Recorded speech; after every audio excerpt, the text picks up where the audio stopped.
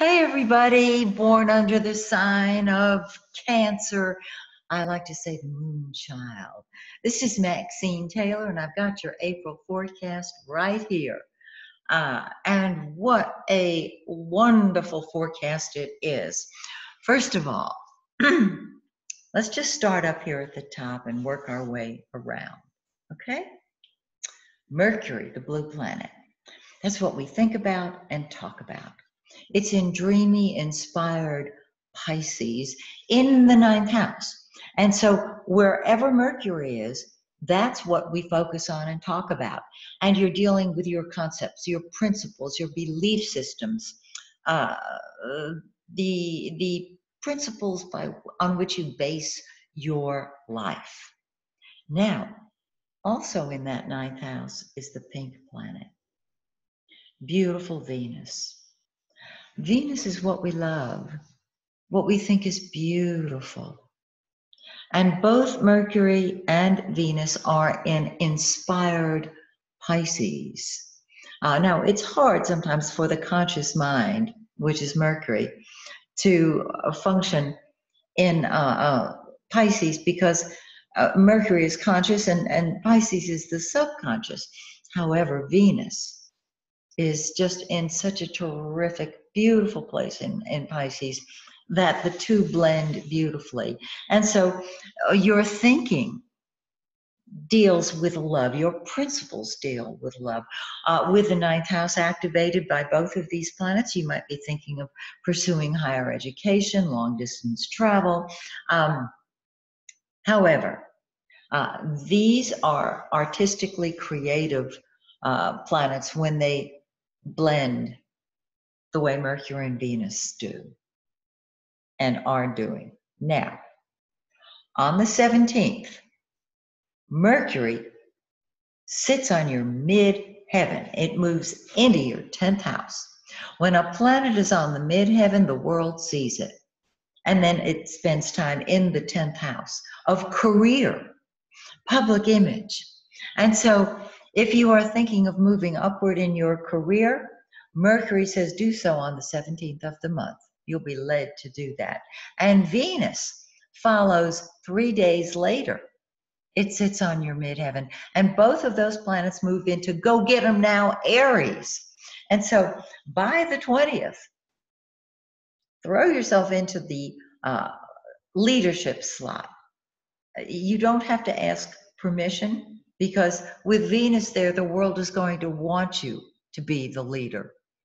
Your popularity soars and your ability to communicate from a position of leadership is activated. It's absolutely beautiful. And you will speak with Mercury and Aries much more directly than when it's in Pisces. You will express your love much more directly than when Venus is in Pisces. Now, the sun, the yellow planet, has been sitting in that 10th house, enhancing your public image. You have been the leader. So on the 20th, now Mercury enters the 10th house on the 17th and joins the sun. So this is a double whammy for leadership.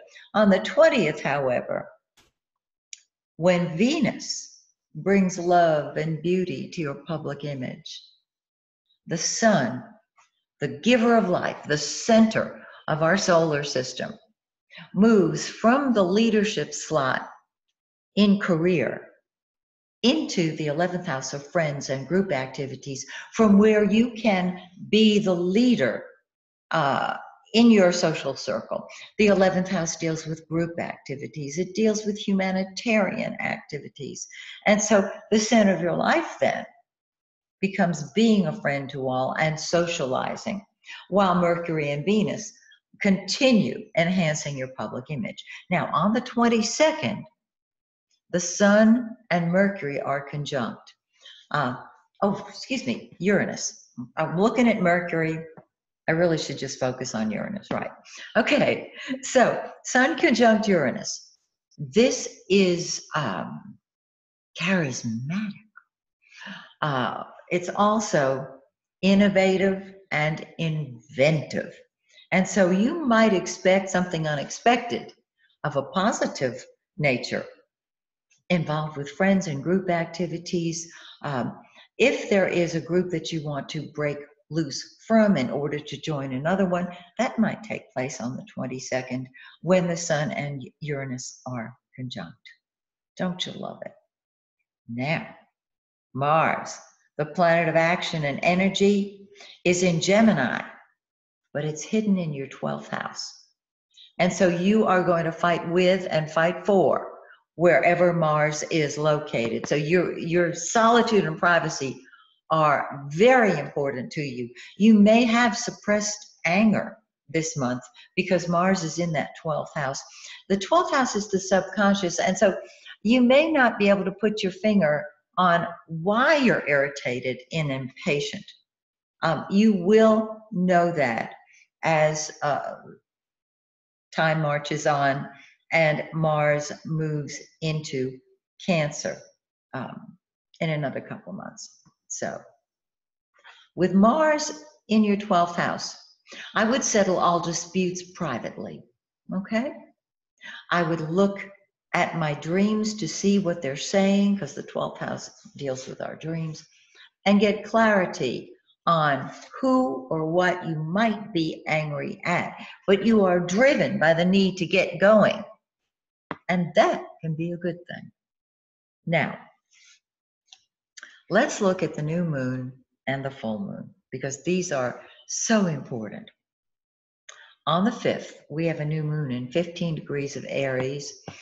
This, again, wherever the new moon is, that's where the energy starts. It enhances your career and your public image. I love it. And this is why I'm encouraging you to keep moving upward, because as the Sun moves into the 11th house, it is replaced by Mercury and Venus, allowing you to be both the leader and the friend. So that's the new moon. And the moon starts growing on the 5th and growing, so that by the full moon on the 19th, it sits right here, 1 degree behind your 5th cusp. The 5th house is fun, it's social life, it's children, it's fun and games, anything that you consider to be fun, but it's hidden. So the full moon is urging you to get busy having fun, not overtly. I hope this is making sense to you. It's not like I've got to get out there and be with people, but I'm going to be with people. It's an activation of the entire 5th house from a behind the scenes or a hidden avenue. Could be that somebody activates the social life, your social life, saying, there's somebody I'd like you to meet. Let's just keep this between us. And you're able to enjoy even more of a social life. Now, we had 2 eclipses in January. And I love eclipses because not only do we feel them a week before they occur, and they bring about they trigger all kinds of change. And trigger is in quotes, of course, because the stars reflect where we are at. So we feel them a week before they occur, till the next pair come along, which are usually about 5-6 months later. But they're at their peak 3 to 4 months after they occur, which is right now, April, and then again May. So let's talk about what's going on. On January 5th, we had an eclipse, a solar eclipse. That's a new moon. In 15 degrees of Capricorn. Find 15 of Capricorn in your birth chart, because this is where the energy started moving forward. In your solar chart, it's in your 7th house of partnership, one-on-one relationships. And so this is helping you get out there and be with people. If you are married or involved in a business partnership, this activates your partnership, your partner. and you get a chance to react. Now, remember, this is the new moon, but what I have seen is that eclipses 3 to 4 months later, doesn't matter if it's new or full when it occurs, when we feel it 3 to 4 months later, it kicks butt. And I have found that to be a good thing. Now, the lunar eclipse, the full moon, in January on the 24th, was in 1 degree Leo. This is in your second house of money. And so anything that you did to help your finances back in January can bear fruit right now, April, and then of course in May. So, isn't that great? That is your April. So please join me next month in May when once again we look at your solar forecast. Till then, may the stars shine brightly on you and yours.